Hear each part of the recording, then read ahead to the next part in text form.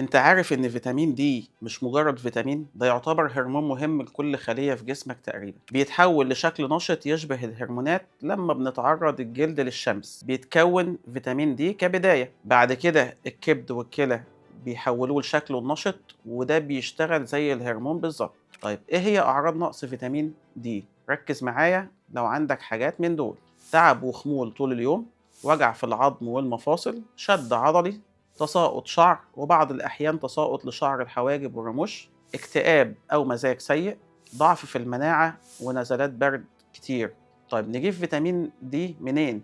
في 3 مصادر أساسية لفيتامين دي. رقم واحد وأهمهم الشمس. الشمس هي المصدر الأساسي لفيتامين دي، وأفضل وقت للتعرض من 10 صباحا ل3 عصر، والتعرض بيكون من 10 إلى 20 دقيقة للذراعين والساقين 3 مرات أسبوعيا، ومن غير واقي شمس في الفترة دي فقط. ولو البشرة غامقة بتطول المدة شوية عن التلت ساعة. تاني مصدر الأكل.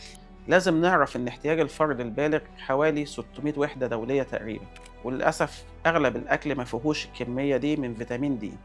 بس في حاجات بتساعد نسد جزء من الاحتياج، زي سمك السلمون والسردين والتونة، صفار البيض، الكبدة والزبدة ومنتجات الألبان. ثالث مصدر المكملات اللي زي الحقن والأقراص والنقط، ودي بيتم اللجوء ليها لو التحليل طلع نسبته قليلة، لأنها الطريقة الأسرع لتعويض النقص. الخلاصة: فيتامين دي بيساوي عظام قوية ومناعة أقوى، نفسية أهدى ومزاج أحسن. اهتم بيه عشان جسمك يرتاح، ولما جسمك يرتاح هيريحك.